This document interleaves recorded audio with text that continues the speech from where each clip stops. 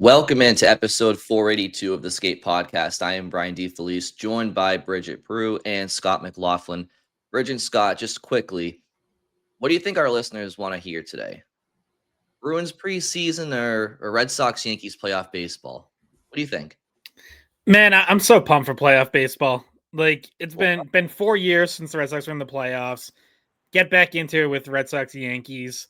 I I still don't have like super high expectations for how far the Red Sox are going to go, but I think the American League's wide open. Like there's no dominant team there, so I don't know. If you told me they make it to the World Series, that wouldn't shock me either.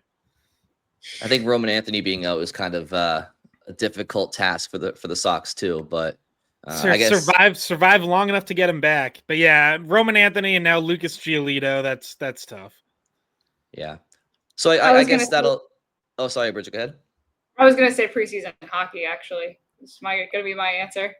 I think that's the answer too. So that'll do it for this episode of Play Tessie. And now we'll get on to the skate pod. All right. So Bruins and Flyers had a pair of preseason games over the weekend into the early week, and there's a lot to take away from it. There's some good, there's some bad, and there's still a lot of question marks. But one of the good things to take away from it, in particular, the game on Monday night against the Flyers, was the return of Charlie McAvoy and Hampus Lindholm in the same game.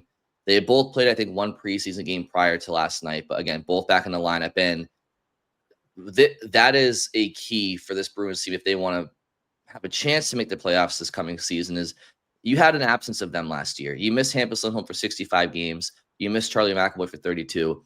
Everything that went wrong for the Bruins last year did go wrong. But in the middle of that, no team is going to be down your top two defensemen that amount of time and have much success. So it's not an excuse. The Bruins were bad last year regardless, but it was a factor, and it's something that they have going in their favor this year. Hopefully, if they still have their health all year, but the transition game was much improved. I know it was a more or less an AHL Flyers lineup and a NHL heavy Bruins lineup. So let's not lose sight of that. But again, first time back on the ice for the two of them in the same game, and it was encouraging to see. Yeah, it was, and obviously we'll get more into that. My opening shift is about the Bruins' second and third lines, their middle six, which remains very much unsettled with now just 2 preseason games to go, a little over a week before opening night. So, as you said, this was an NHL heavy lineup. This was, the quote unquote dress rehearsal game. So Marcus Sturm rolled out, certainly I think in the moment what it was or is thinking about, pretty close to his opening night lineup. And so the second line on Monday was Pavel Zacha, Casey Mittelstadt, and Victor Arvidsson. The third line was Mate Blumel, Fraser Minten, and Matt Poitras. Those lines did not make it through the whole game. Eventually, Sturm flipped Poitras and Arvidsson. So Poitras then with Mittelstadt and Zacha. Arvidsson goes down with Minten and Blumel. And he said after the game that, he just needed to get more out of both lines, that he was just looking for more from them. And that's not really what you want to be hearing this late into the preseason, that, the coach still feels like he needs to see more out of that group. He did say that he thinks Minten, Poitras, and Blumel, specifically when he was asked about those three, that he thinks they've been practicing well and working hard in practice and look good there. But he thinks they're overthinking things a little bit in game action. But even the veterans there, like Zacha had some good looks, kept missing the net. 5 of his 6 shot attempts were off target. Casey Mittelstadt had 3 bad turnovers in overtime, almost gave the game away. Victor Arvidsson got knocked off the puck a couple times, certainly a little too easily for my liking. So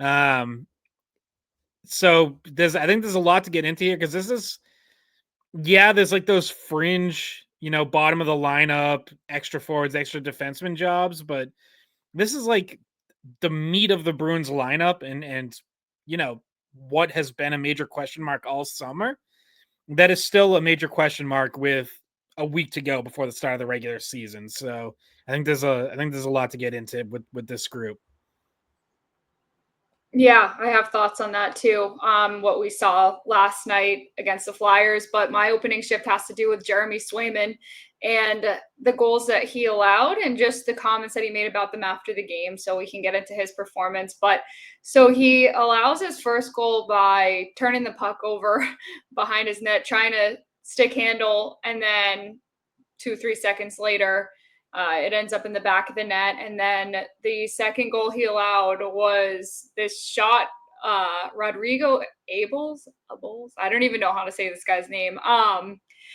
Comes down the right wing and shoots it far side post and in. And so anyway, the Bruins ended up going to overtime, tied 2-2. Those were the two goals he led up, and then he gives up the first goal in the shootout. So, and then the Bruins didn't score in the shootout. So, his comments after the game, he said he feels like his cardio and everything is good. He's physically healthy. He's happy to be there when he wasn't there last season during the preseason because of the contract holdout.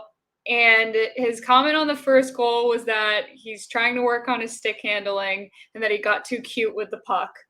And then his comment on the second goal was that it was just the perfect shot and there was really nothing anyone could do about that.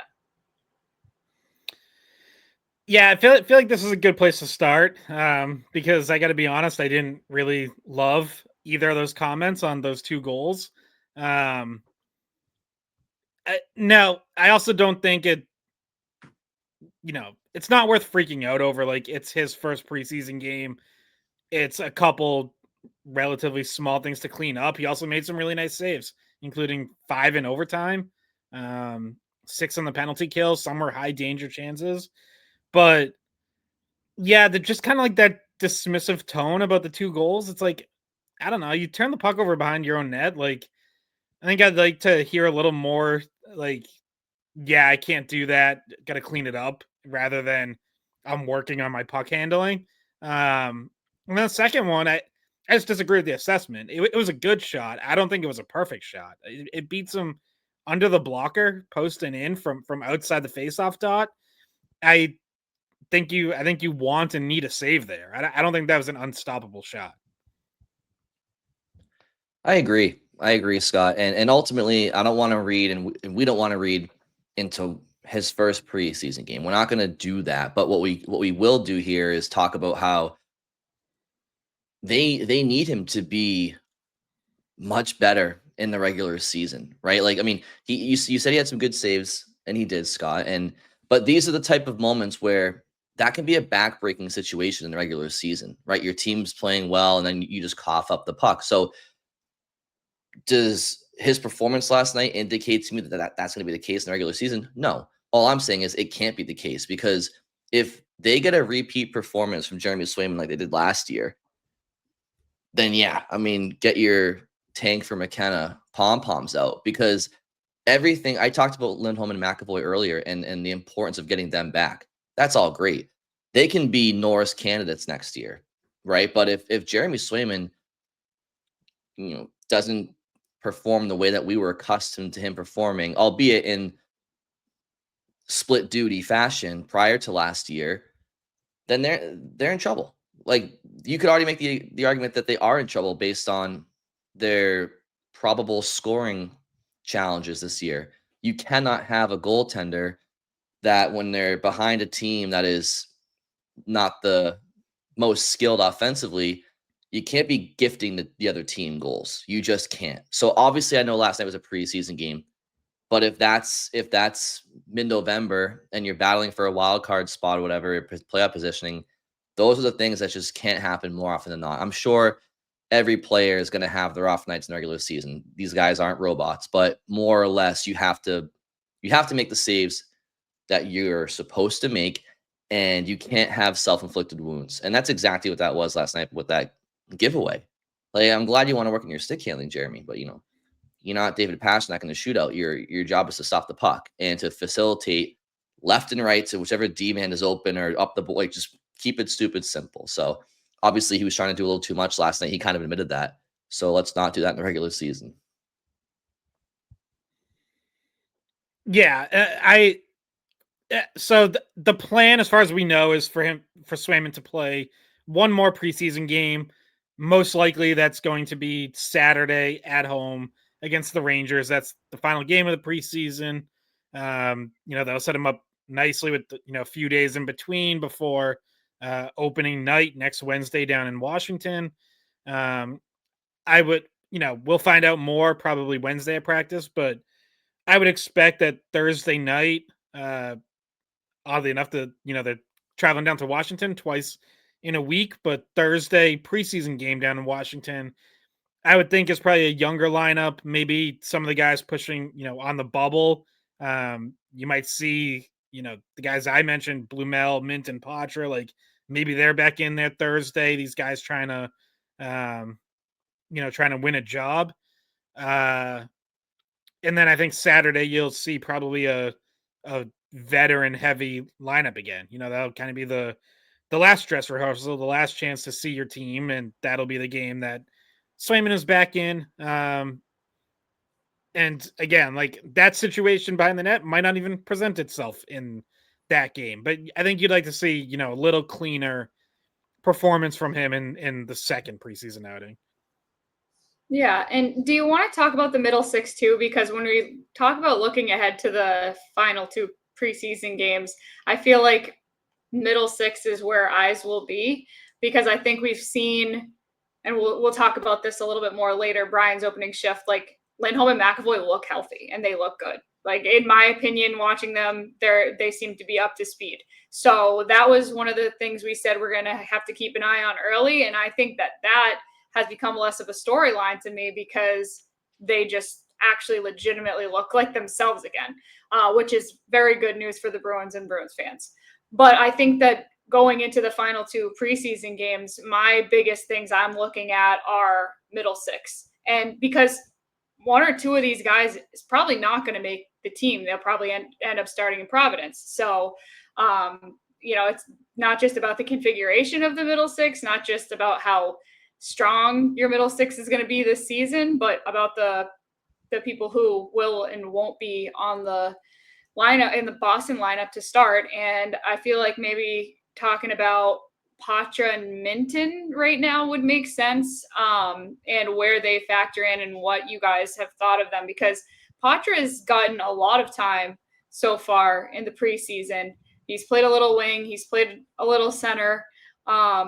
So what do you guys think about if he makes this team based off the first 4 preseason games?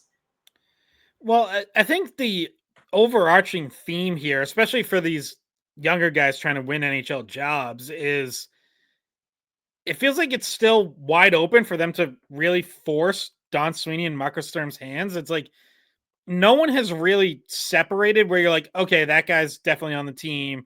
Maybe we debate like where they play, where they start out, but he's definitely making it. Like, I don't know that anyone's done that yet. So, and at the same time, at least this, call it like this narrow group that we're going to talk about, Minten, Poitras, Blumel, throw Khusnutdinov in there. Like the guys who have a real shot at being in the opening night lineup, with all due respect to Fabian Lysell or Don/Mellis, who I think at this point would have to play like the game of their lives Thursday night to even really have a chance. But like the rest of this group, it's like you sense that Marco Sturm wants them here. Like he's giving them a lot of opportunity, but is still kind of waiting to be like, okay, you took that opportunity and ran with it, right? Like Poitras has had good moments. He also has no points in 3 preseason games and continues to end up in situations where he either gets hit hard or comes very close to it. Last night, I think, saw an open ice hit coming at the last second and was able to brace himself. Unfortunately, was not hurt on the play at all. Fraser Minten, I think, makes nice plays defensively, and including last night, he killed some possessions. He was a big part of a penalty kill that went 4 for 4. Also has 0 points in 3 preseason games, and we're talking about him on the third line right now. Like, again, that's a role where you're going to have to put up some offense, and we haven't really seen that from him yet. So, we can get into the other guys, but to keep it to Minten and Poitras, like that's kind of where I see it right now is like there's room for at least one of them and maybe both of them, but they still kind of have to really claim that job. I agree. And I would also say in the same breath, I do think for what it's worth, Blumel has had a more impactful camp than those two. He has at times with the puck on his stick seemed more dangerous in game situations, right? We've seen him score, right? The other guys haven't scored, which again, it's a small amount of games, but that's training camp. You only have a small sample size to impress. And you can sit there and say, well, Frazier and Matt, like they haven't scored. It's only been 3 games. Okay, well, you know what? Jeffrey Vial has taken advantage of his opportunities. Dalton Bancroft goes into 1 game, gets 2 goals. Are you going to see him on the opening night lineup in Boston? Probably not, but he took advantage of his opportunity. Georgi Merkulov, he's a guy who stepped right into his first preseason game, which I think was in Boston's 3rd. So he didn't even get a preseason game until their 3rd game. And he never got a practice with Group A. He never had an opportunity to really show himself outside of the practices. And I thought he was one of Boston's better forwards in the game against the Flyers on, was it Saturday night?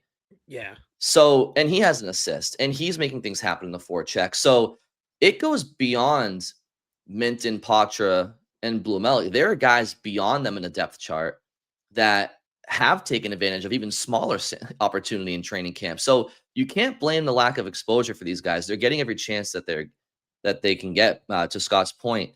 And yeah, that's been a takeaway for me so far in camp is that none of the bubble guys have really, and you mentioned this, Scott, they haven't had that head and shoulders above the rest camp to force their way into the lineup. And in that situation, not to bring Ty baseball back into this, but Ty goes to the runner. And in this situation, the runner is the guy who I think is waivers eligible. So that's why I think Blumel has the inside track still when it comes to these 3. And even their usage of him in practice, he's been on lines with NHLers this pretty much this whole time. He's been on special teams in practice this whole time in a way that like they think that he's on the team. They're treating him as if he's already on the team. And so I do think Blumel has the inside track. And yeah, Poitras, Minten, like Scott said it again, they do things well, but they have not overwhelmed anybody watching them this preseason. So to me, I think it screams, I think at least one of them's probably Providence bound, and I wouldn't disagree with that. Well, do you think if this was truly like a dress rehearsal for the season for opening night, that line actually all makes it? It's possible, but I would have felt better about that if they had a good game Monday night. Like if you're like, oh, that line's creating some chances, they're possessing the puck in the offensive zone, like they're doing some good things. And it's not to say that like they were all bad. Like I highlighted Minten making some good plays, being good in the PK. Like that's important, right? If you can also bring special teams value, you increase your chances of being on the team and playing more. Poitras, when he got bumped up, that new line with him, Mittelstadt, and Zacha, they had a really good offensive zone shift right before Morgan Geekie's tying goal. Like that, and he's a part of that. So like that is worth highlighting. It's not all negative. It's just it was up and down. It was just inconsistent. It wasn't a 60-minute effort. So yeah, like that still could be the third line, or there could still be room for all 3 on the roster. Maybe one moves around up to the second line. Maybe Fraser Minten's on the 4th line. Like it's still possible, but they didn't, like as a line, they didn't run with the opportunity they got Monday night.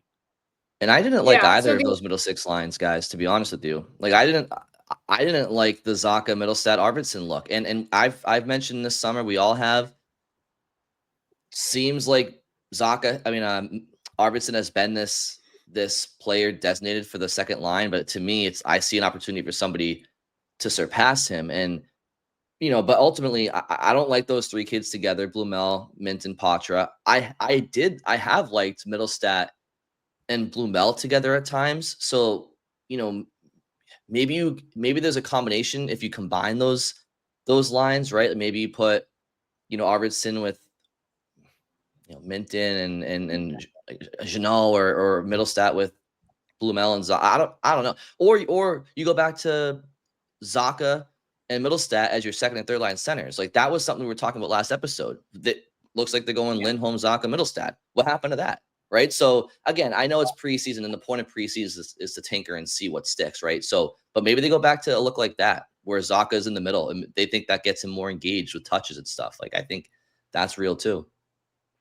Yeah, maybe you see Blumel, Zacha, Poitras as the second line, and then Mittelstadt and Arvidsson, and factor in on the third line, and then you'd have Janot there on the left probably, and then your fourth line would be Kastelik, Corrali, Asimont. Like I could see that, but then the guys who are left out of that would be, it could be your extra forwards, or maybe not. Would be Khusnutdinov, Beecher, and Steves would be the guys that would then fall to that category of like bubble. Are they extra forwards or are they in Providence? Yeah, which by the way, like all three of those guys to varying degrees have made a push, right? Like Khusnutdinov, I think it was the last preseason game he played, scores, or did he play Saturday? I don't know, but scores a late goal. Like again, something that makes an impact on the score sheet.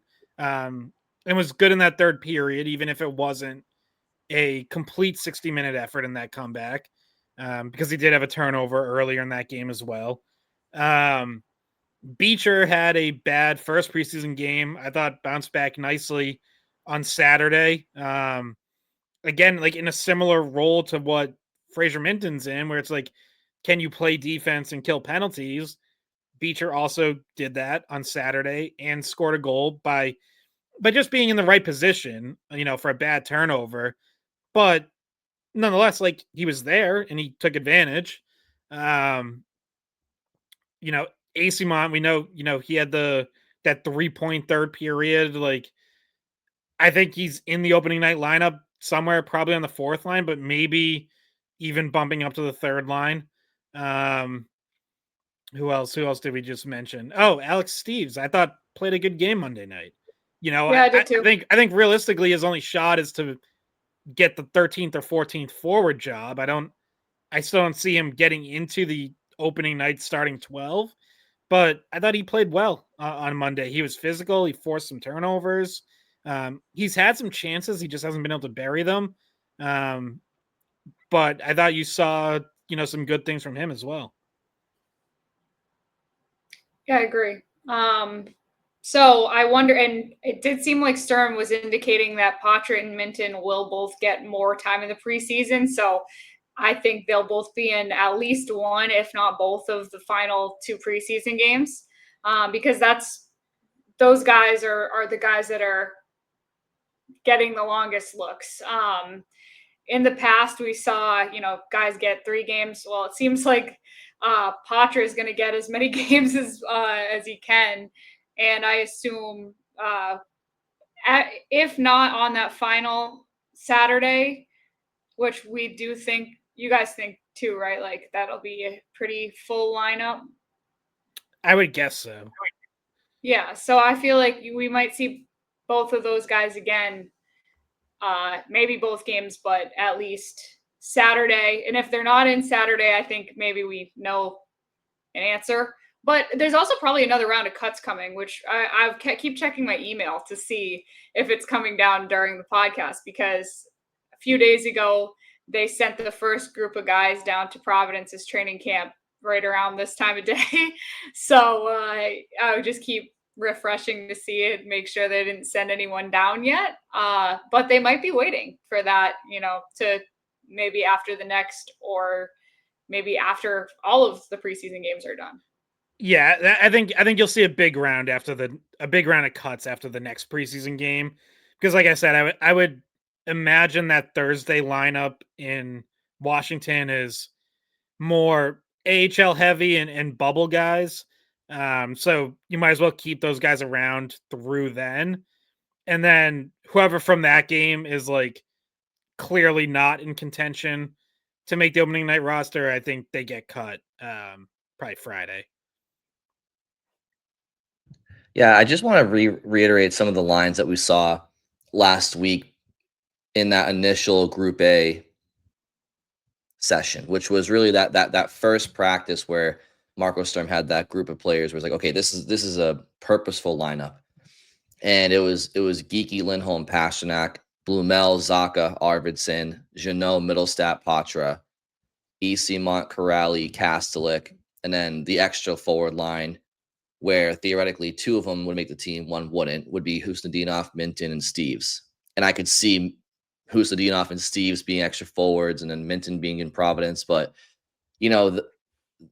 those were some lineups. Those were some lines that they had. If you remember earlier in camp, they had Blumel with Zacha and Jeannot, which could give you a line of Mittelstadt, Poitras, and Arvidsson, theoretically, or something like that. Last night's lines didn't jive to me. And hopefully that's something that you want to figure out in preseason. But here we are with opening night in a week.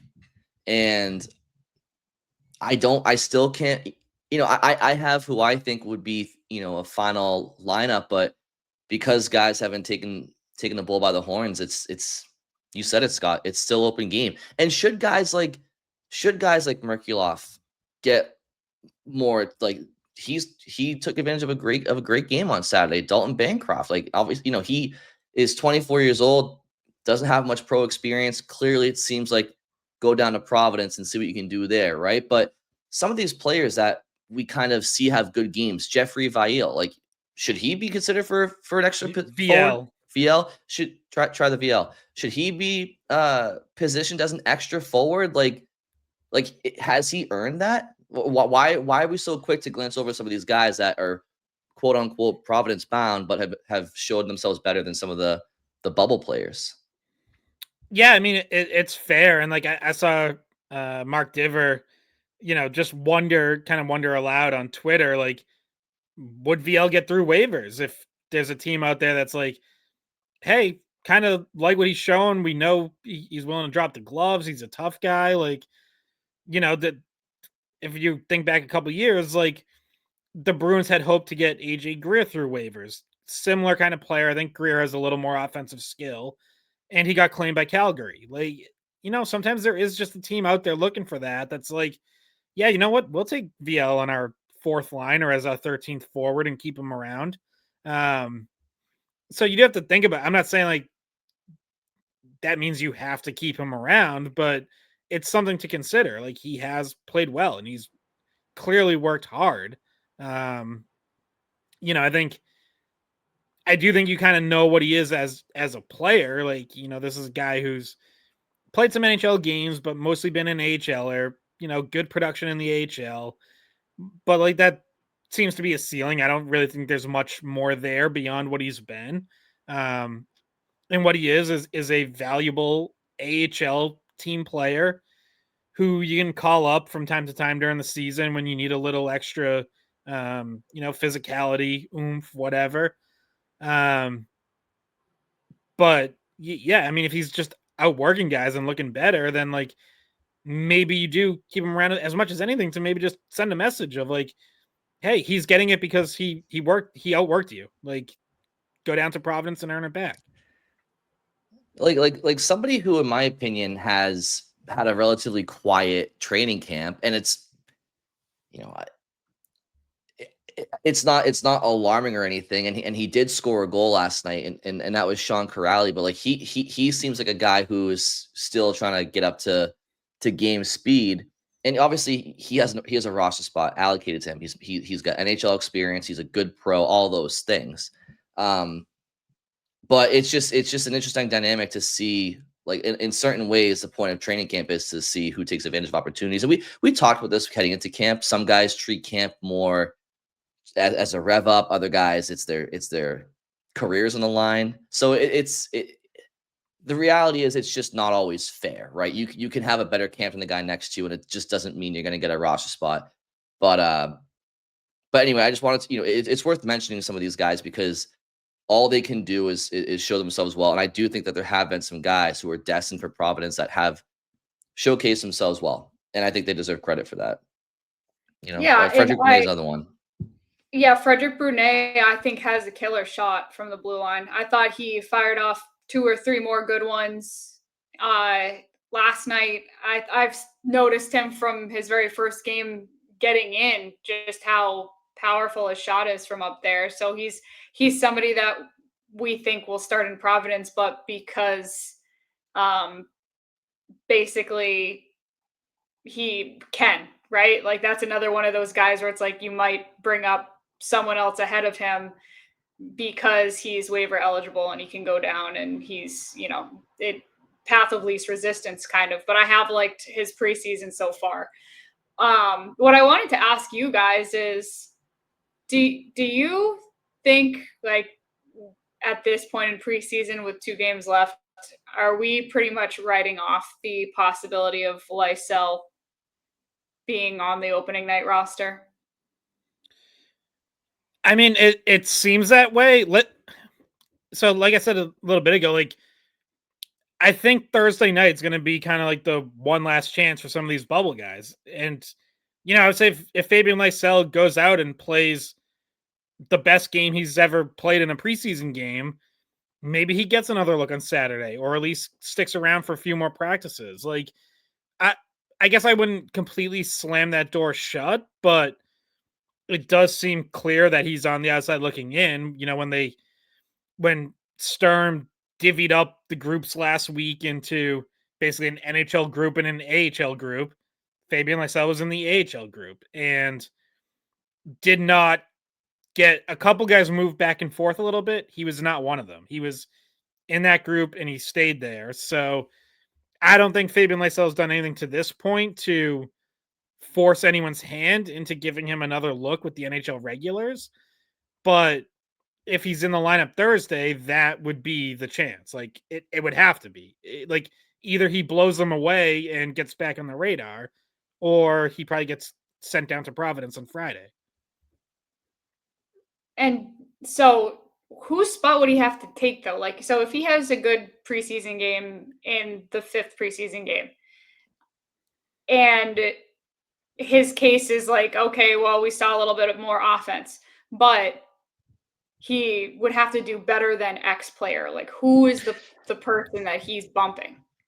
I mean, there's been a vacancy in the top 9 right wing all camp, all summer. Like you have Pasternak, you have Arvidsson, who is a veteran who potentially, if you really force the issue, maybe you could put him on the other side. But and who's that third top 9 right wing? Is it? I mean, it's why Matt Poitras has been moved to wing. It's why you bring in Blumel. It's why you have Lysell. Like that was Lysell's direct competition entering camp was. But even Blumel can play the left, right? So it's like, but it's one of those spots, top 9 right wing. Whether it means he bumped Arvidsson down to the 3rd line or he takes that 3rd line right wing spot. That's what Lysell has been tasked with, and he just hasn't been up to the task. Quite simply put, he's been okay, but okay is not going to win you a spot in the NHL roster, especially when other guys have also been okay to good. Yeah, I mean, it's that same group that we mentioned. It's Poitras, Minten, Blumel. Like, if we're saying those guys have had multiple opportunities and haven't really solidified their job just yet, well, then that door is at least cracked open. So if you're Fabian Lysell or Georgi Merkulov or anyone else, like, yeah, maybe it's a little unfair, but like you have to smash that door down. Like you have to come storming through and be like, look at me. That door is cracked open right now for someone to do that. So does someone do that? Or, it could go the other way where it's Poitras, Minten, Blumel slamming that door shut and being like, no one's catching us. Like, yeah, I know we've been a little up and down, but like, boom, here's your great game Thursday night in Washington. So like that could happen too. If you're the Bruins, you're hoping for at least one of those two things to happen where like someone shows like, hey, I really want this, versus like another game like Monday where we kind of come out of it like, yeah, a little up and down, some good, some bad. No one really solidified anything. Like, that's not really ideal if you're just kind of left in that space where it's like, well, I guess we're going to go with this guy because that's what we were thinking, even though, he maybe didn't really 100% earn it. Could easily be where we are at that point. Yeah. I'll give you my confidence level in how likely I think it is for some of these guys to make the team. So I am under the impression that I'm 90% sure that Blumel's making this team. I'm the most confident about his spot being pretty much there. I'm 90% sure he's making it. I'm 90% sure Lysell and Merkelov start in Providence. So I'm almost decided on what I think is going to happen with those guys. Where I think the biggest gray area is Minten and Poitras. I see that as a 50-50, and it depends on what style you want to go with. Is Marco Sturm going to go with either putting them together on a third line, splitting them up with Minten centering the third line, Poitras on the second line, some combination of both of them making it? I think it's still possible that they can both make it, but that is my much more 50-50 confidence level that they could go either way.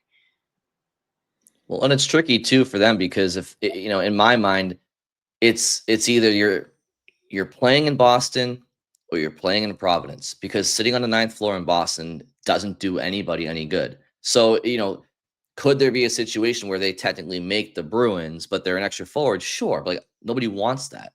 So that to me shouldn't even be an option. That's why it kind of is more. That's why I'm more leaning towards certainly one of them starting in Providence, because you don't want that situation where they're an extra forward. You want them playing. So it's could they be on the team? Yeah, they could be, but it's not good for them in that situation. Yeah, that's why. So I put out a roster projection after Saturday's game on weei.com, and I had Poitras on, Minten off, and really just for that reason, because I was basing a lot of that off what we had seen Thursday and Friday in practice with back-to-back days of the same top 12 at that point, and Minten was centering the 5th line, the extra line, and that's just not where he'll be come the start of the season.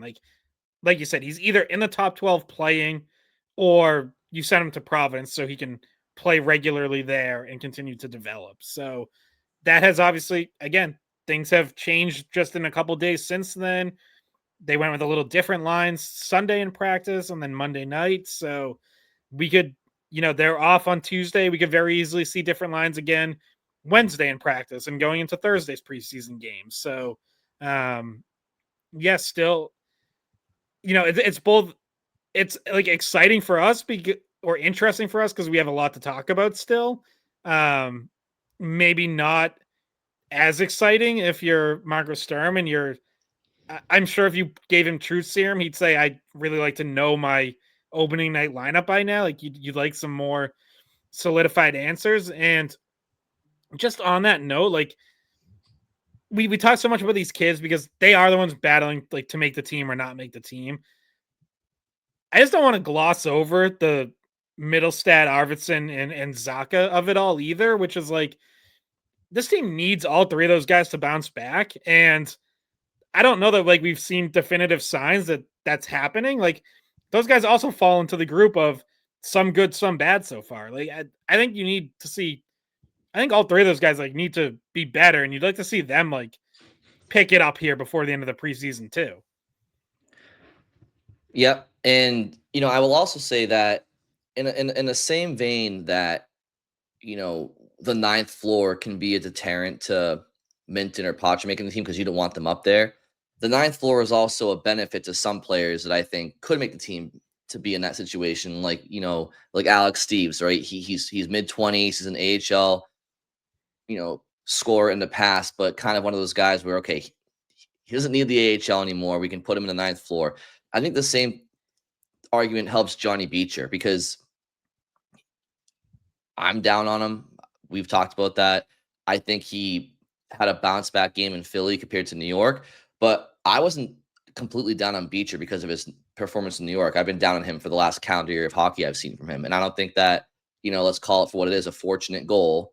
And then, a decent game in Philly is enough to make him in the top 12, but maybe he is somebody that they can have as an extra forward. Right. And then the other guy is Khusnutdinov.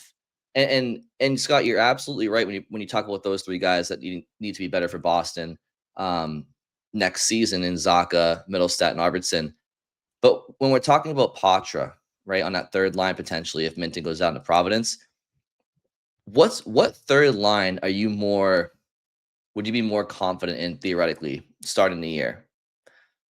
Jeannot, Mittelstadt, and Poitras, or Jeannot, Mittelstadt, and Khusnutdinov, right? Like Khusnutdinov, I think is another play, Bridget. When you talk about percentages, I'm like 90% positive he's going to make the team, but probably as the first extra forward. But are we glossing over his ability to be in the top 12, especially if in a situation where Poitras and Minten both go down to Providence? Yeah, I mean that's definitely possible. Like I could see that too. Like I said, I think he, I think Khusnutdinov like has had moments where he's made an impact in the preseason. You're still probably looking for him to like kind of put it all together a little bit more. But yeah, I do think he's on the team. Maybe I'm a little short of 90%, but probably 75, 80%. Like, yeah, I think he's here. Yeah, I think he's here, but I'm not confident enough to project him in a bottom six role though. Like as the main guy. Obviously, when you have extra forwards, there's guys that rotate in and out, but there's normally somebody that's getting, say, 60 to 70% of that time on the fourth line, and the other guys come in the 30% or whatever. And right now, I feel like he's not the fourth line regular that they're expecting right now. I don't know if you guys feel the same way about that, because I do really think that Kastelik, Kuraly, Asimont is what they want for the fourth line, which would mean then Khusnutdinov would come in if, injury or night off for any of those three guys, or Jeannot, or you know what I mean, like one of the third or fourth line guys, he'd come in and relief is just where I think it is now. I look at Khusnutdinov as an extra forward. He's either in the press box or is in the third line. I don't want him in a fourth line role, because that's not, to me, what's going to benefit his skill set. Like, I don't want him out there with Kuraly and Kastelik. But if he's going to be the extra forward, he has to come in for whoever they need him to come in for that night. Well, that's you can also shuffle who's there. Like maybe you move Esimon up to the third, whatever. But my point is on like Khusnutdinov goes to the third line, Jeannot drops down to the fourth line. Right. But the thing about Khusnutdinov is that and I'll speak for myself, I kind of forget just how young he is. Like we spend all this time talking about Poitras and Minten, and they're 21, and that's great. But then we talk about Beecher and Lohrei, and they're 24. We talk about Blumel and Steves. I think they're 25. Khusnutdinov is 23. I mean, he's right in the middle of all these guys. And I just forget how young he is sometimes. Sometimes the way the Bruins traded for him, and because he was, he spent time in the KHL, and then he spent time with, Minnesota. Because he wasn't a Bruins prospect, you think his journey's been longer than it has been. And I'm just saying, like there's youth there as well, and that's sometimes lost, at least on me. Yeah, well, like when we see him in person, he does look pretty young. So like when we talk to him in person, it's like, okay, yeah, you can tell he's not that much older than Poitras. Yeah, and it's funny. Like, so I asked Marcus Sturm about him on Friday, I think, Thursday or Friday, because he played the two places he was last season. He played two completely different roles. In Minnesota, he was fourth line defensive role, and then he came to Boston and got put in more of an offensive situation. And I think right out of the gate, you saw some offensive skill, and you saw him making some plays, and then it tailed off, and I don't think he really finished the season that strong. Obviously, he was not alone on last year's Bruins team in that, but yeah, like it is interesting, because it's like What was that? Sorry, Scott. I said Kuzi Gang. That's when Kuzi Gang was conceived. Was he started Yeah. off strong as soon as he came to Boston, and Brian immediately jumped on board, and then he started the Kuzi fan club. Yeah, well, he was a refreshing amount of youth, speed, and skill that we hadn't seen to that point last year. Yeah, and he's someone who, like, at a young age had like really good production in the KHL for his age. Enough to get you a little excited and make you think like, hey, maybe there is something there to tap into.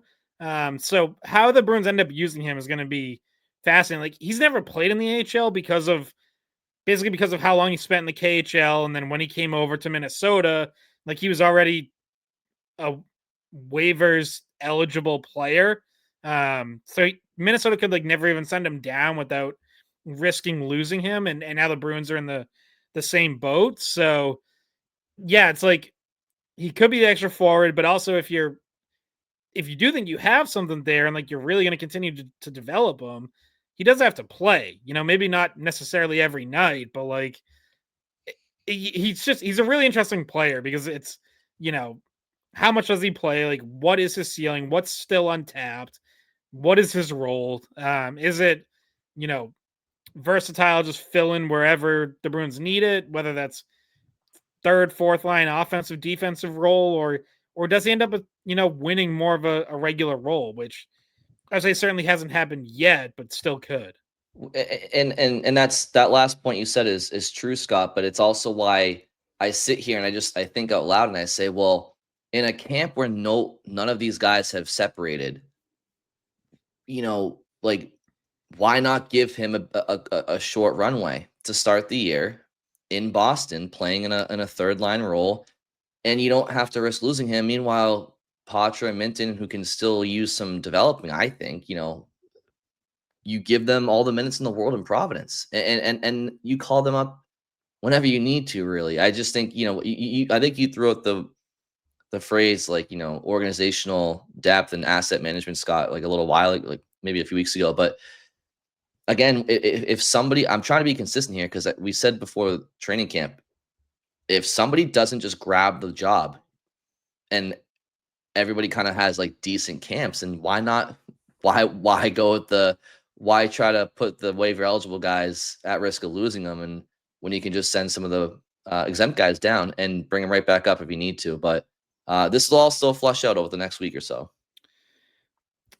So, Bridget, I saw your note in our side chat. I do want to get to a couple mailbag questions, but first, there is something on defense I want to touch on because I think it's important that happened Monday night, and it wasn't just the return of Hampus Lindholm, which you guys highlighted earlier.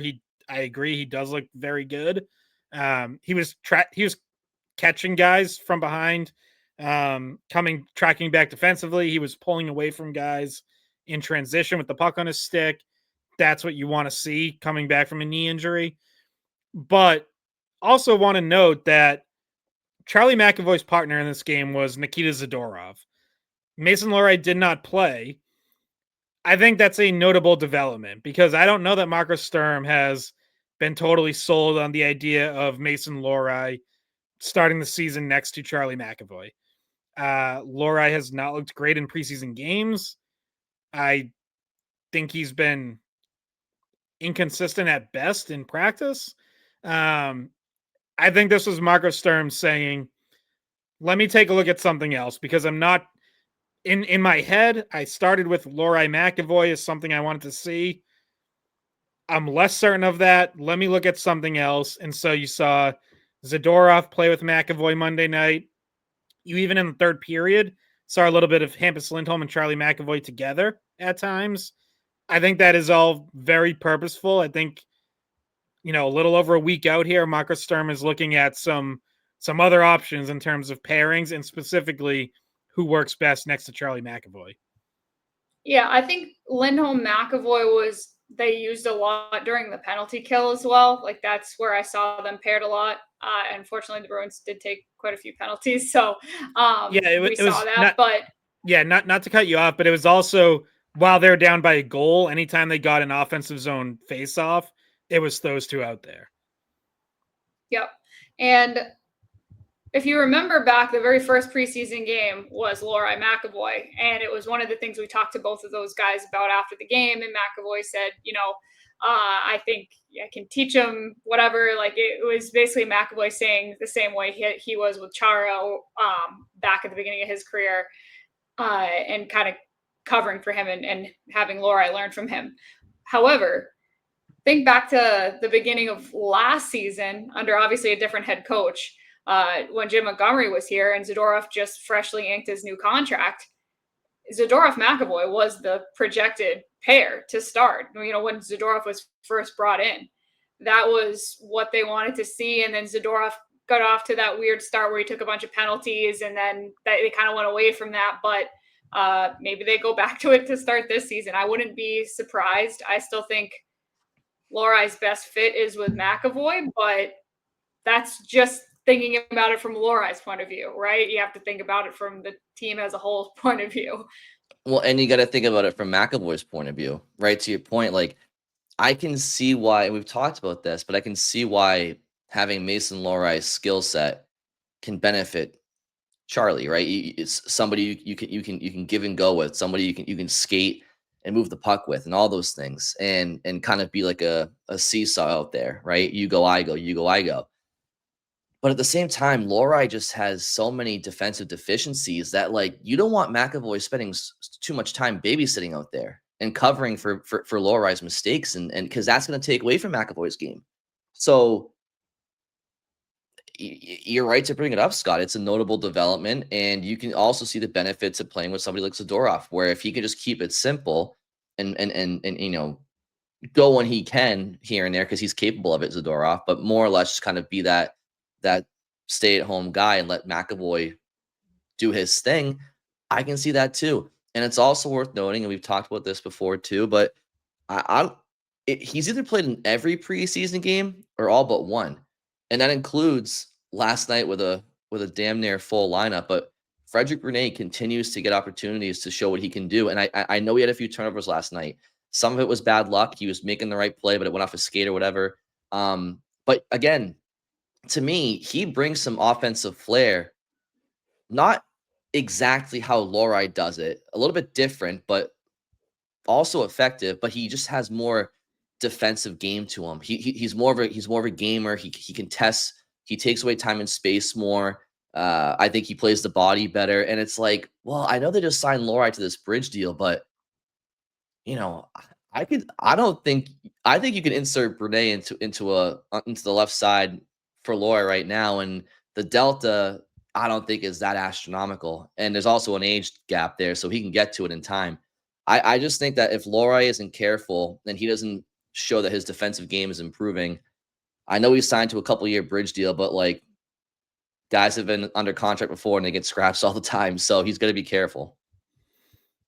Yeah, I agree. Like, you see, even if it's not every night, like you do see guys who, you thought they were a regular, and all of a sudden they're kind of in and out of the lineup. Last year, again, different coach, but to start the season, it was Morgan Geekie. Like, he didn't have the camp, the preseason anyone was expecting, got off to a bad start, and next thing you know, he's getting healthy scratched. And obviously we know Geekie eventually turned it around and had a career year, but it did kind of take a handful of wake-up calls to kind of get him there. Yeah, I agree. Like, I think as of now, Lohrei is still in the opening night lineup, but yeah, I do kind of find myself starting to think that, like, I don't think he's won that job next to McAvoy, and then you move him down, and it's like, all of a sudden, it's like, well, if he's third pairing versus extra defenseman, like, that's a much finer line. If you're already kind of sliding him down the lineup a little, all of a sudden it's like, well, maybe that's not that crazy for him to maybe not be locked in every single night. So, and yeah, just think back earlier in the preseason, coach made some comments about Lohrei that were not like the most glowing. Like it was basically saying he needed, like, there was a lot of work to do still. Well, he's not good defensively. I mean, let's call for what it is. Scott, you mentioned it in practice. It doesn't come natural to him. he's a defenseman. He doesn't defend well. Any coach is going to notice that, especially when you're coming into the situation. And we try to handle it with kid gloves because he has this good offensive ability and he's a good skater and all that stuff. But you got to defend if you're a defenseman. And he to this point doesn't show good defensive habits in practice and games. And it's like it's you want to fall in love with the kid's offensive promise, but you have to be able to do it at both ends. Certainly one end as a defenseman, right? And it's like, I know people talk in jest like, oh, maybe Lohrei should play forward. And it's like, well, he's not going to play forward. But like, that just speaks to, we all know his plus minus last year. It's a little unfair probably to harp on it too much, but it happened. So I don't know. It just makes sense why Sturm is coming in and being like, I mean, I highlighted at the time and like kind of joking, man, but yeah, like Marco Sturm said, like everything I heard about him was negative, and it was like everything, like huh? Yeah, Marco Sturm has some good answers that like make me chuckle a little. Like I mentioned asking him about Khusnutdinov, and I neglected like how that answer started when I asked him about Khusnutdinov was he said I don't mind him. It was like what a ringing endorsement.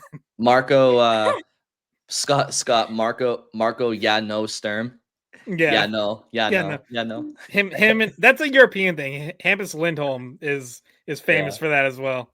Yeah. Hey, I don't speak one language, so I will not I'll not make fun.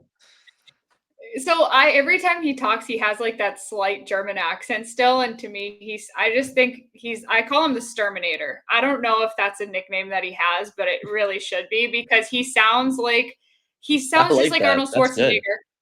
And if the Sturminator is not his nickname, it needs to be because he talks like the Terminator, and it just fits perfectly. So let's make that a thing. You should ask him what he thinks about that, Bridget.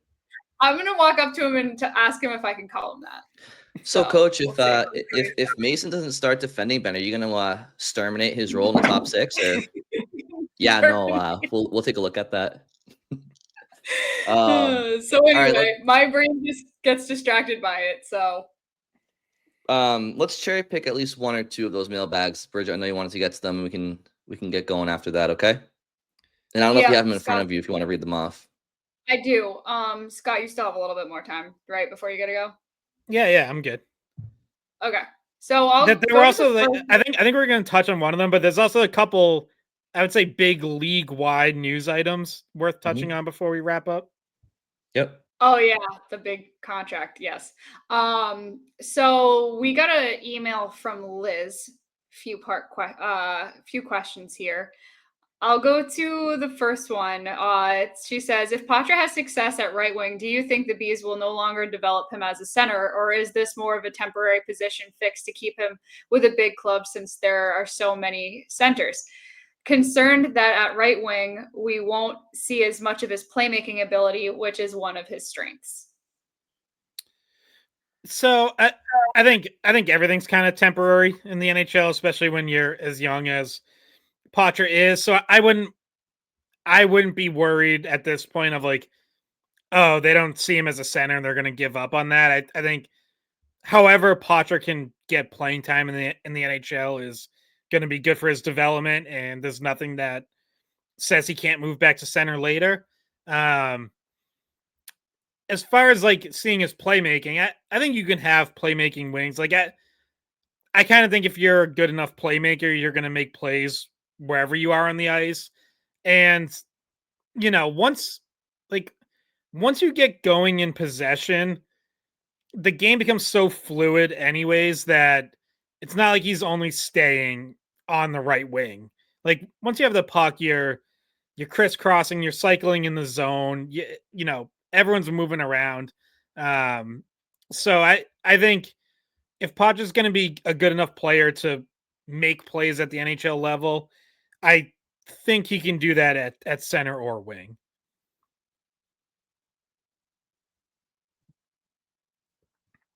I think you're both muted. No, I agree with that, Scott. I'm with you. Yep. I think Bridget's just lagging. That's my bad. My computer is super laggy again, by the way. I need to get a new one. It is just overheating just like last episode. So I apologize. I'll read the next one. Oh, all right. You still got me? Yep. Yeah. Still got you. Okay. All right. So this is Liz's other question. With Barkov out until next year and Kachuk out until December, are there any players currently on the Bruins roster that the Panthers might trade for? Obviously, none of them could replace Barkov, but could you see them going for any of the Bruins centers, Elias Lindholm, Mittelstadt, Zacha, as a stopgap measure to be good with Marchand?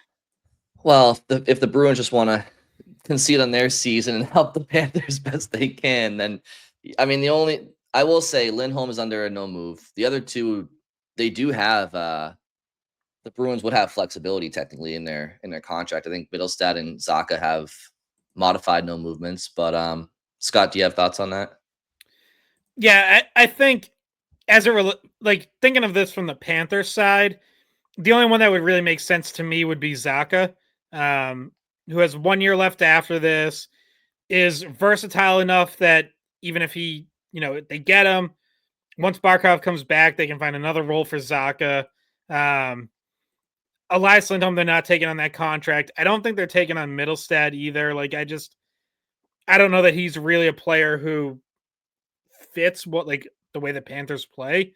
Zacha, I guess in theory I could see, but yeah, I mean, to Brian's point though, like, I think there's kind of been some reports along these lines too of like, yeah, the Bruins might listen on these guys, but they want to see how things go first. And I think that's accurate. So I don't think any of those trades would happen now. If, come December, they're falling out of it, things aren't going well, and the Panthers are still looking for a center, like, yeah, there could be a natural match there. But this does bring up one of the major topics that happened since the last time we recorded last week, and that is Alexander Barkov's torn ACL in practice. And, they're saying 7 to 9 month recovery, which at least leaves the door open for the possibility of him returning in the playoffs, but is obviously a huge blow to a team going for a three-peat. I think Barkov is their most important player. I'm not going to sit here and say they're definitely not going to three-peat because I think that'd be foolish. I think they still have a really good team, obviously. But it's massive. And just as a fan, like, as much as, we all might want to root against the Panthers, like, it does suck. Alexander Barkov is a player I really enjoy watching. I think he plays a complete game. He plays an honest game. And he's just great. He's just great all over the ice. So that, just as like a fan of the game, it sucks. I couldn't agree more, Scott. And we'll definitely break the teams down more as we get closer to our Atlantic Division preview episode and whatnot. But yeah, my thoughts exactly. Just such a loss for the game, such a good player. And, they have such good depth that I still have them as a playoff team for sure, whether it's as a wild card or maybe third in the Atlantic or something, we'll see. I still have full confidence in their ability to make the playoffs, but to win a Stanley Cup, it's a big hit. Also, you're out Matthew Tkachuk until December, right? So that, unfortunately for the Panthers, this sets them back to start the year. Fortunately for other teams in the Atlantic, from a competitive standpoint, it opens the door a little bit for some teams to maybe take advantage of that situation, especially in the first few months when Florida is without both Barkov and Tkachuk. But what just popped into my mind too, Scott, and Bridget, is the Olympics and the loss for Team Finland. That's Barkov's one of the best players in the world, and it's the first Olympics with NHL players in is it 10 years? 12 years? 12 years? Yeah, it's going to be 12 years. And so, Finland's obviously, I think they're one of the top 5 teams when they're healthy and competing for a medal. And you go down to your top center, that's tough for Finland hockey as well on the international stage. Yeah. And then before I get to the rest of the mailbag questions, do you want to comment on Kaprizov's contract, Scott? Was that one of the other news items you wanted to mention? You got a $17 million AAC contract. Crazy. So that came down Tuesday morning. Kirill Kaprizov, 8-year extension with the Wild at $17 million a year. biggest contract in NHL history. A cap hit that is $3 million higher than any other cap hit in the NHL right now. This season, Leon Draisaitl has the highest cap hit at 14 million flat. So talk about like just really resetting the market. I'm sure that the rest of that 2026 crop of potential free agents are smiling today. Jack Eichel and Kyle Connor, like price just went up on all of them probably because people have been saying like, well, yeah, I mean Connor McDavid obviously is like a total unit. Connor McDavid can name his price. Like he, would be the one player that like the maximum you can give a guy 20% of the cap. Like if he wants it, he'll get it. We'll see if. Which is what now? What number would that be now? I did not major in math, so don't ever ask me that. No, I'm like obviously I could look it up. I don't know it off the top of my head. But yeah, like, and as it relates to the Bruins, the thought, and I tweeted it out Tuesday morning, is like David Pastrnak already looks like an incredible bargain at $11.25 million a year. Like if David Pastrnak's contract was up right now and Kirill Kaprizov just signed for 17 a year, that if Pastrnak wants that, that would be his starting point. Like, yeah, Kaprizov's not any better than Pastrnak. In fact, I'd probably take Pastrnak. So, yeah, like if you're the Bruins, you're sitting there thinking like, we stretched it a little further than we wanted at the time, but boy, that looks pretty good right about now. Yeah, and there's a situation around the league that I'm keeping close tabs on, which is Marty Necas in Colorado. Like it's he seems to not be in love with being in Colorado for one reason or the other long term. And now with this Kaprizov signing, it's like, well, if they feel like they aren't going to be close at all on dollar amount, maybe they keep him, even if they don't re-sign him in the offseason and they risk losing him, they keep him for a hopeful Stanley Cup run for them. Sure, I can see that. But obviously, I'm sure the Bruins, if they had the opportunity, and Necas was wanting to leave Colorado, maybe prematurely, just a player we've talked about in the past, like who's an impact forward the Bruins can get externally outside of some young players that have coming up like Hagens in the future, right? And I think Necas is a name we've circled. So, you have a player who's might not be in love with his current situation for one reason or the other, and you have a Kaprizov setting a market now, and maybe that marriage isn't destined for Colorado and Necas in the future. So we'll see on that one too.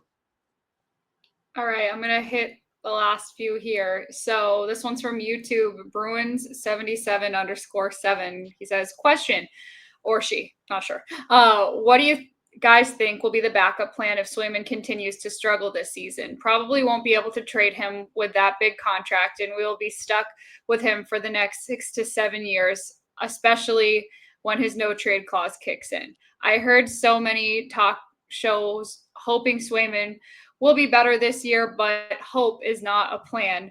Would you guys be able to ask Swayman during the season? Sweeney. Oh, Sweeney during the season. Yeah, I mean, Sweeney's not going to answer that. No, I mean, the backup plan is like if it goes sideways, you look for someone who wants to trade for him and thinks he'll be better there. Like that the no trade clause kicks in July 1 next summer. Obviously, you hope you don't have to cross that bridge. You hope he just bounces back, has a good season, and you don't have to worry about it. And you can just write off last year as, yeah, that was chaotic with the negotiations going through camp and all that, and him not starting well, and then the team going downhill. And boy, are we glad we can just throw that in the trash. If it starts to happen again, though, and now you're on year 2 of him struggling, like, yeah, you're gonna explore any possible way to move on before that no trade clause kicks in. I don't know if that deal would be out there or what it might look like or who would be interested. I know everyone likes to throw out Edmonton, but you're probably looking for like a full reset at the goalie position or or like you hate to see this, but like, would you be looking for a different voice? Like, do you think that would help? Where goalie Bob has been one of the best goalie coaches in the world for a long, long time, but if you're still now going into year 2 of not getting the best out of Swayman, I don't know. Is there a different goalie coach who could get something better at? Like, there's a couple different ways that could go, but it gets very uncomfortable. Is the real answer? Like, they need him to bounce back. It's almost like a non-negotiable for this season. Like, it has to happen. And if it doesn't, then your only options are all uncomfortable ones. I mean, obviously Tuukka Rask was a polarizing figure in Boston, but his numbers were the greatest in franchise's history. So obviously he was a great goaltender. Goaltending has not been an issue in Boston for a long time. You can trace it back to, I mean, you can date it back to really like the days of Bobby Orr. I mean, Cheevers and that you had, Cheevers and I'm going to miss some here along the way, but, Cheevers and Moog and Defoe and, Raycroft and Thomas and Rask and like all the way to Ullmark and Swayman. Yeah, there's some gaps in there where there were some other players I didn't mention, but Yeah, more or less like there's some bad years in there. But yeah, but compared to other teams, way, how dare you forget P. Peters, who actually like almost randomly had like one of the best goalie seasons ever, and one of the best in Bruins franchise history. And that I think that was 82-83 season. Come on, give me some slack, Scott. I was just going off the top of my head real quick. But by and large, my point is, compared to other teams, the Bruins goaltending has been relatively smooth sailing for Boston, right, for a long time. So we're not used to these questions. What was the handle, Bridget? Bruins 77_7. Yes. Yeah. So hopefully, to Scott's point, this is just something that doesn't come to fruition, and that he bounces back. And if he doesn't, yeah, you're kind of hoping and praying on, somebody looking at Swayman as the classic change of scenery trade candidate, right, or something like that. I don't know. We'll see. As far as who could replace him if Swayman was traded, like, I mean, you're looking at DiPietro in Providence. Obviously, Korpisalo is here right now, but I don't think those guys are necessarily long-term answers, right, to losing Jeremy Swayman. So they'd have to figure it out is the real answer. All right. I'm going to go to this one, and we might not have time for the last one, but this is from Mick Rack 10 on YouTube. He says he thinks Blumel will be on power play too. He's going to make the team. He has that one-timer from the right circle, a la Pasternak from the opposite side. He's going to score more goals. He says he likes the two-way aspect of his game. And so I thought you said the two-way was the question. Oh, the two-way was why am I not? The two-way aspect is the question. Sorry. I thought I accidentally didn't copy all of the sentence into the document. I was like, okay. But so thoughts on Blumel, I guess, before we go. Yeah, I mean, like, we talked about him, but like, I think he is making the team. I don't think it's a lock. I know, like, I've had a couple people tweet that at me as well. Like, someone's tweeting at me that why is Blumel getting such a long leash? And I'm like, it's been a week and a half of training camp. Like, what leash are we talking about? Like, if we get to November and he has 2 points in the season and he's still playing every night, like, yeah, then we can talk about a long leash. But like, we're not there yet. He's just getting an opportunity right now. So yeah, I mean, I think all that's right. Like, his two-way game is the question, Or I would also add playing at NHL pace, because I think there's been times in the preseason where he's looked maybe half a step too slow, and I don't just mean as a skater. I mean, like, just not making decisions quickly enough. Even on the power play, like, he's held on to some pucks that have then led to either shots or passes getting blocked. All stuff that he could fix and improve with playing time. But yeah, like, there are question marks there, though. And that's why I think we still don't have him as a 100% lock to make the team. Well, I would say, like, he has been the second highest scorer in the AHL over the last 2 seasons. He's 25 years old. So it's fair to say he's probably done developing at the AHL level, right? So when you talk about him being a little bit half a step behind sometimes in speed, sometimes in decision making. This is what that next, you get to a point where if you're going to develop into an NHL player, you have to do it at the NHL level on the fly, right? And so these are those growing pains that Scott's mentioning where, it's not completely surprising that we see some of this, right? It's just let's see if he can adapt, right? That's the next challenge for him. And at the same time, preseason hockey, it's a smorgasbord of AHL players and NHL players. So, he hasn't even in preseason, he hasn't played against full NHL teams. But to this point, I would say, and if you guys disagree, feel free to let me know. But would you say that between Blumel, Poitras, and Minten, that Blumel has seemed the most dangerous with the puck on his stick in the offensive zone of the three of them over the course of preseason so far? So he's more likely to shoot than pretty much anyone else on the ice besides David Pastrnak. So and Arvidsson, Victor Arvidsson likes firing from anywhere. Right, but even just like you Victor Arvidsson's like, oh, I'm at the concession stand. Let me rip this one on net. Yeah, falling down while he's doing it. But even beyond the shooting, like you see, and I mentioned he kind of has this swagger about him. Like he does move the puck in the offensive zone too. Like he does give and goes, and on a power play he tries. You can see he has that, like, you can see why he's been successful at the AHL level, right? So if Poitras or Minten were lighting the world on fire this training camp, maybe Blumel would be out of luck, but that hasn't been the case. So. But yeah, his two-way play and then his NHL speed needs to obviously has to be better, right? All right, Scott, do you got to go? You got time for this last angry one, or? Sure. Yeah, I have like 3 minutes. All right, here we go. Last one is from Peter M. 4486. He says, I continue to be stunned by the love of Hampus Lindholm. Last we saw him, he was skating away, scared from anything that was happening on the ice and coughing up the puck with ease. And as for Zadorov, he stiffed out on us last year. Please just play the players with heart and skill, hoping for a much better year.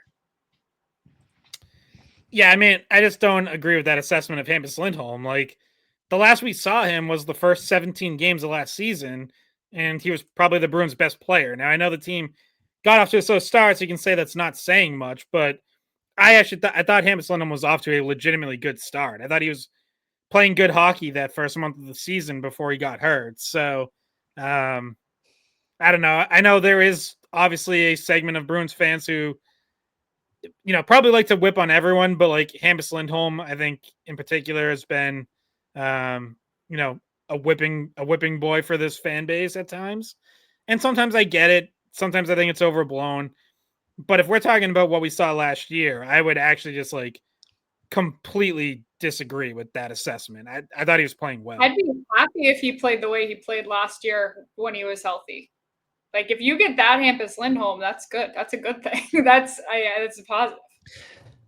I also thought, all things considered, Zadorov was fine last year, especially in like the last 60% of the year, and especially with Lindholm and McAvoy out. I thought he adapted well. I think everybody loved what he did with Sam Bennett, who then went on to win a Stanley Cup, so he'll always get the last laugh in general. But I thought Zadorov cared, and I thought I think that he's not Bobby Orr, but nobody thinks that. I don't think Zadorov was bad at all. I thought he was fine. I think Zadorov starting the year with so many penalties, I think that just kind of hung over him the rest of the season. Where with the contract he just signed. Yeah, exactly. It's like when you make a bad first impression, sometimes that just sticks with people, and that becomes like their only impression. And I get it. Like, a lot of people were tuned out the second half of the year, understandably so. I'm not even gonna blame anyone who didn't watch a lot down the stretch. But yeah, like, he did play some, I won't say great hockey, but like, he was pretty solid down the stretch. And I'm with Brian. Like, if you got that from him this season, you'd be totally fine with it. And like, he does make some important blocks important PK time. Like he blocked a shot that would have been a goal in overtime yesterday. I know it's preseason, but he stepped in front of one when Swayman was completely on the other side of the net. It would have been right in the back of the net if he didn't step in front. Like he does the defensive side of the game really well. He's tough. He's a pain to play against. Like he's what you thought he was. So yeah, I don't have a problem with either of those defensemen. I actually am really high on Hampus Lindholm if he's fully healthy. I think he's a great defenseman. So anyway, sorry to disagree with this listener question, but we can't agree with all of you. So well, we love all of your passion, and we appreciate discourse. Yes, we always appreciate the questions. All right, so let's get out of here. Thank you all very much for listening, and we'll talk.